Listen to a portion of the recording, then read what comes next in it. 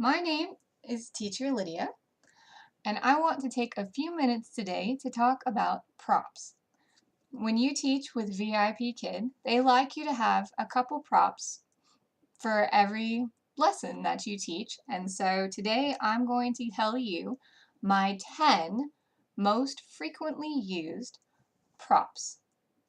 Number 10 is my plastic giraffe. I use this prop almost every time I talk about zoo animals. I use this prop to talk about moving slow or to talk about the verb to walk. Obviously, if we're talking about giraffes and the long neck, I'm going to use this prop. Also, a lot of students tell me that their favorite animal is a giraffe, and so I'll bring out my giraffe and say, oh, I like giraffes too.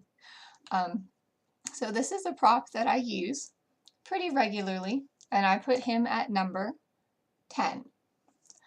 Number 9 is my son. I just printed this on cardstock and cut it out. A lot of my props are just cut out. I just print what I want and cut it out. I don't have a laminator, so sometimes I have to reprint my things. It might be a worthwhile investment, but this sun prop I use when I talk about the color yellow. I'll use this prop to talk about morning and night, or breakfast, lunch, and dinner. And I also use it for weather. Today is sunny, or today is cloudy. So that is my prop number 9. And most of these props that I use frequently are just out on my desk or behind me so I can pull them up, even if I don't have them listed as a prop to use for a lesson. Let's move on to number 8. Okay, number 8 is my egg. I use this egg to talk about animal eggs. I use it to talk about the color pink. If I'm going over the verb to hatch, I hatch my egg. Maybe I should put a chicken there instead of a fish. It might be nice to have an actual egg that looks like a real egg, but I don't have one, so I just use my Easter egg and it seems to work fine. I also have a gold egg, so we can use these to talk about different, right? Are these eggs the same or are they different? So I use my eggs regularly as well. That's why they are number 8 on my most frequent props. Let's see number 7. Number 7 would be my whiteboard. I use this whiteboard a lot of the time to write verb conjugations, so he goes or he likes. I use it to pretty much make anything clear that's not already written on the slide. Sometimes I write on the slide itself, using my mouse, but sometimes it's easier just to put it on the whiteboard. Sometimes if I'm doing past and present tense, I'll put yesterday and today so I can flip back and forth between the verb tenses. I do have this big whiteboard. I don't use it for instructional purposes because it's hard to see the words and it is hard to write. It's just kind of awkward. So I use this whiteboard very often. So it is my prop number 7. Moving on to number 6. You'll see students do this. This is how they count 6 on their fingers. Number 6. Number 6 are my paper letters. So when I am doing blends, I have a stack of letters here and I'll just write whatever the blend is, and so I can go ool, og, log, or ool, ap, lap. And the reason I use these instead of magnetic letters on a whiteboard is this is not magnetic. And when I tried to use a baking pan, because I did that for a little while, I used a baking pan and moved my magnet letters across the pan and stuff. I just wasn't very good at it. I would go to find the letter and I'd grab the wrong letter and I'd move it sideways, and it was just kind of awkward for me. So this works very well. I just grab it, hold it up, move it, hopefully hold it up the right way, move it together, and it works very nicely. I used to think I could keep track of all of these and just pull them out when, I need them on a day, write it and keep them filed away, but I am not a very organized person.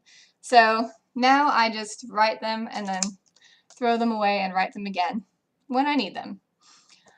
Moving on to number 5. My number 5 most frequently used prop is an apple. There are apples all over the curriculum, so this just stays on my desk. You can see it is a real apple, and it is probably time for me to get a new one, because this one's getting kind of gross. I usually try to eat them before they get like this, but I missed the boat on this one. But apples are great. They're all over the place, so it's good to just have one. If it says apple, and say apple. Use it for taste. I'll also use apples the way I use my eggs for different and the same, so I could have 2 red apples and say, these apples the same, and then pull out a green apple. Are these apples the same or different? And so this stays on my desk all the time and is really handy a lot of the time. So, yeah, I like my apple. Number 4. Number 4 is good old Mike. I actually do not call him Mike most of the time. I just use him as a boy. So I'll hold him up for boy. I especially use him for he if we're doing verb conjugations. He walks. I'll use him with some other children for they. If we're talking about family, I'll get out mom and dad and, hold this up for family. Or he'll be brother. Mike, if I need a boy, I pull out Mike. Which brings me to number 3, Meg. I use Meg just a little more often than Mike, probably because her pigtails make her easy to find on my desk. I use Meg for girl. I use her for she. I use her for verbs too. She goes. She comes. I use her with Mike. They go. They come. If we're going to do the word people, I'll get Mike and Meg and others and say people. So I do have a couple of these other people, but I don't use them nearly as often as I use Meg and Mike.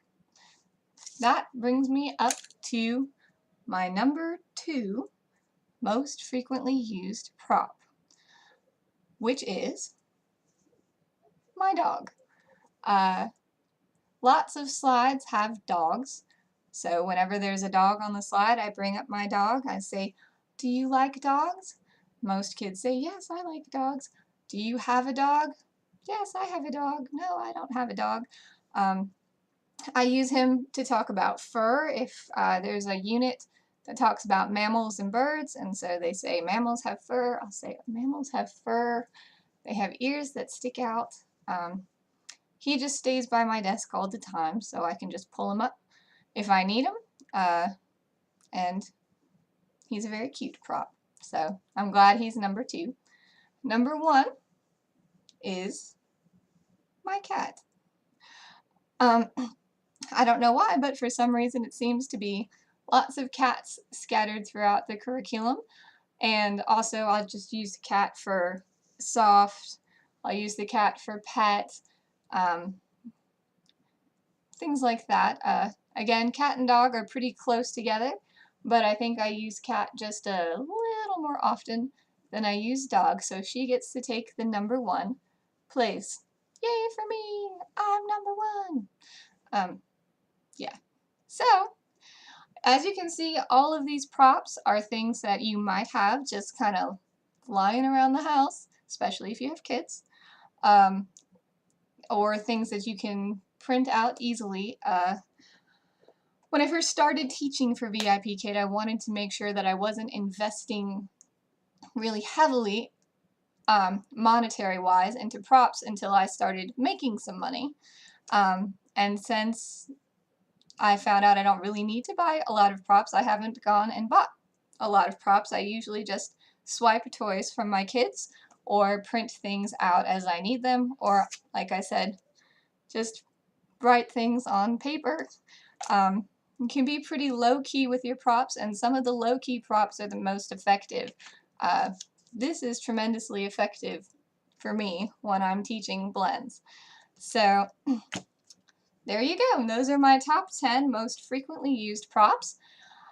Please comment below so we can get a list going of all the top props that you use. And if you're new to VipKID or you're just looking into applying to VipKID, take heart and know that you don't have to spend a lot of money to get started, because you can see my frequently used props are things you might just have around the house already, or things that you can print from home. So